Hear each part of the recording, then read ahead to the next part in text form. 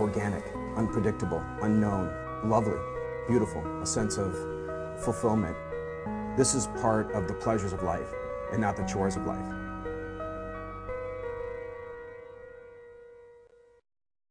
Coming up on Daily Iowan TV, it's the last week of school, and while finals cause headaches for everyone, we'll tell you why graduating seniors may have a lot more to worry about than just tests. Plus, no, it's not the Tour de France, but we'll tell you why these cyclists did make Iowa City feel a little bit more like Paris this weekend. And in sports, we'll tell you about some lucky Hawkeye football fans who got a day at Kinnick that they will never forget. That's all coming your way next. Daily Iowan TV starts now. I'm Tom Brokaw. For more than 100 years now, the University of Iowa community has been waking up to the Daily Iowan. Today, it's the largest newsroom in eastern Iowa. And now you can see the news every night on Daily Iowan TV and get it anytime worldwide at dailyiowan.com.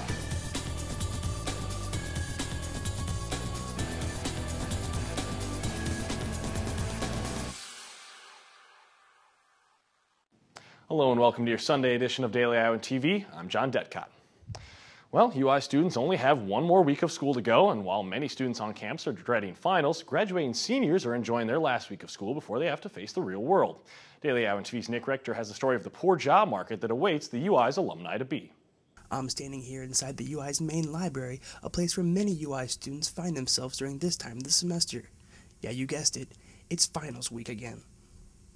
At the end of each semester, University of Iowa students can be found all around campus at places like the IMU or the UI's main library, cramming for their finals.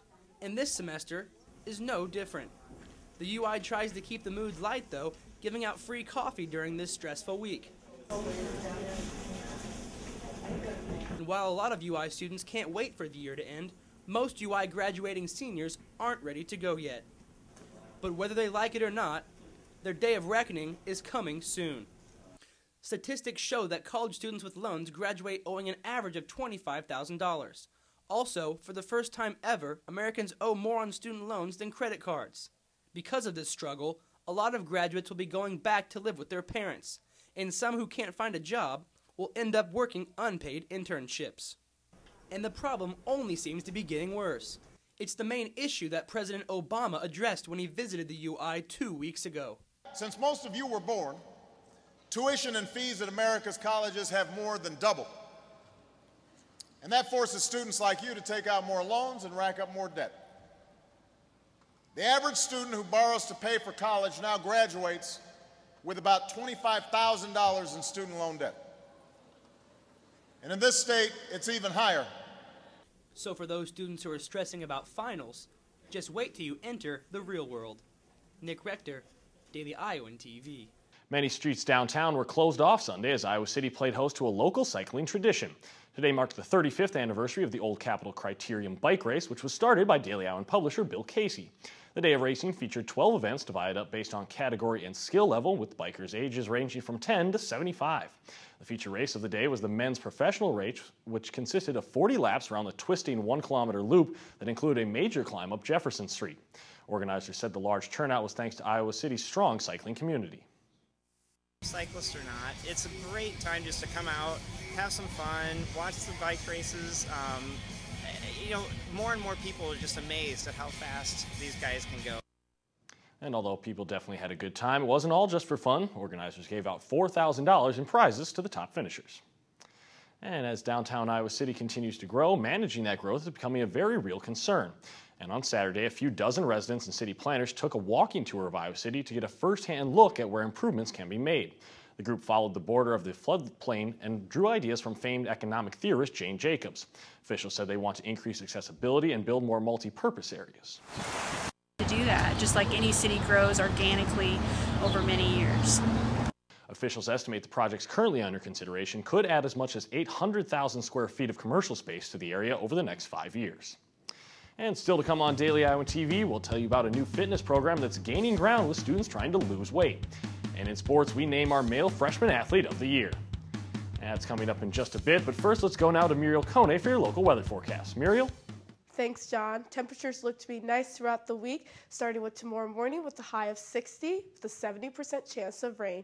Temps will rise to 72 in the afternoon and fall down to 48 in the evening. The rest of the week seems pretty consistent with highs in the lower 70s for the majority of the week. We'll see a light change on Tuesday and Saturday, however, with highs in the upper 60s with a 30% chance of showers. So there's nothing too extreme, John, to close out this last week of school. Back to you. Thanks, Muriel. A North Liberty man has been charged with assault with a dangerous weapon after police say he attacked another person with a kitchen knife. According to police reports, Jaquan Scales swung at the alleged victim as the person was trying to leave Scales' home on Saturday. The alleged victim's shirt was cut, but no other injuries were reported. Police say the victim was at Scales' home to, quote, discuss issues. And a new fitness trend with very old roots is growing steadily more popular on campus these days.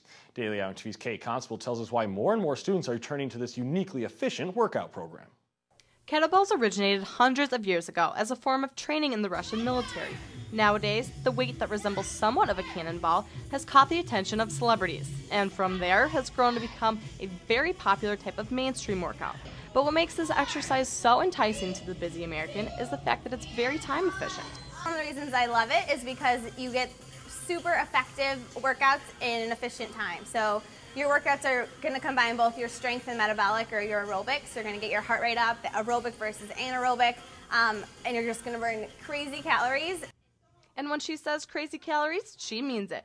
On average, you burn 20 calories a minute. That's 1,200 calories an hour. A 20 to 30 minute kettlebell workout is also equivalent to about an hour on the treadmill. Just to see how hard these classes really are, I decided to join one for the day.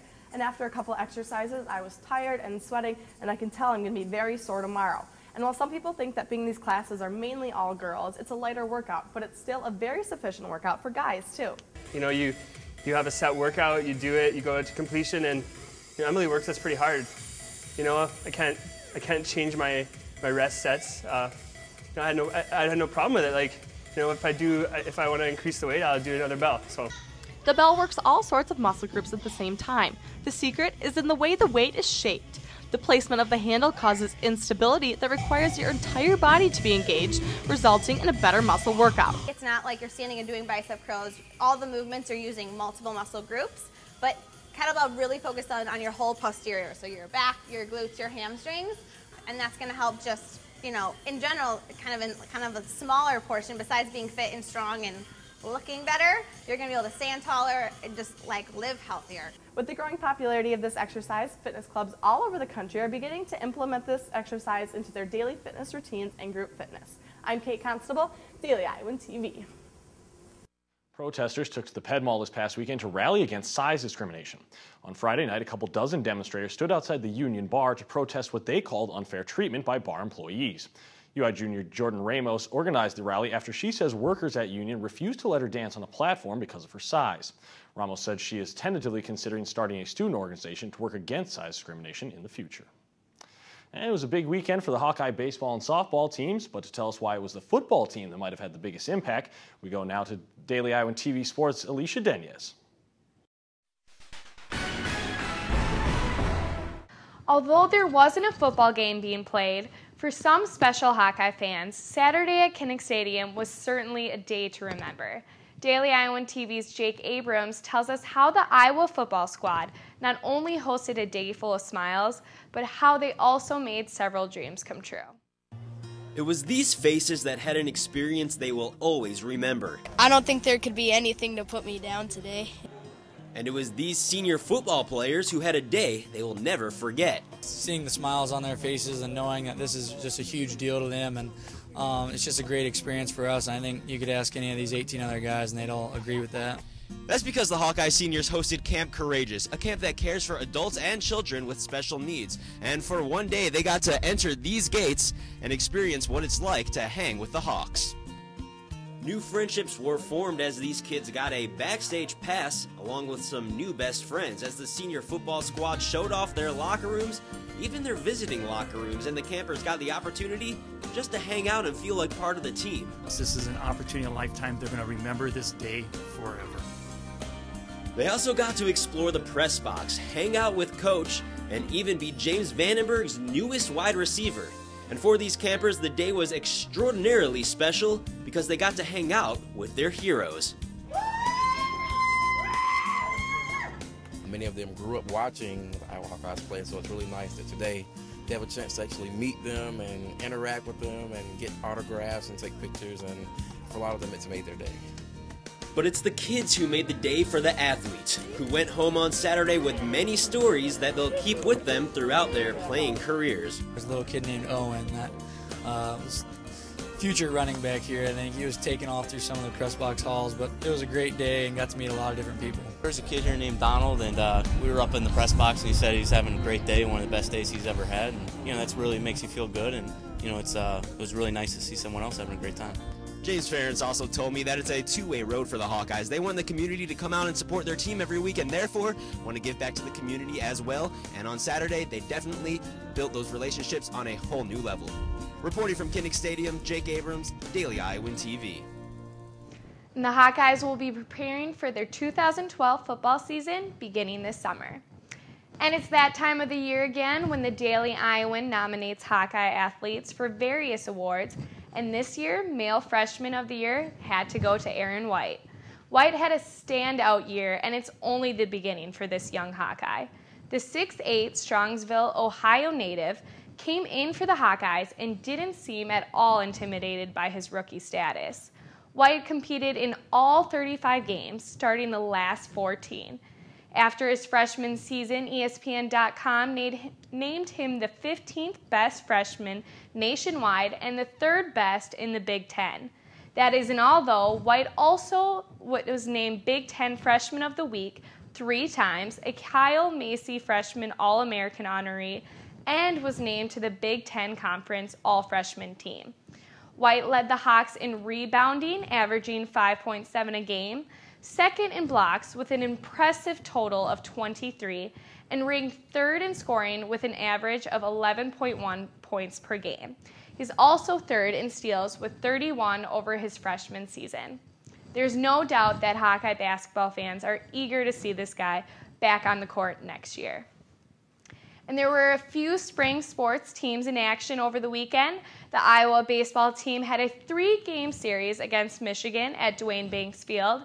The series opened up Friday night with the Wolverines crushing the Hawks 11-0.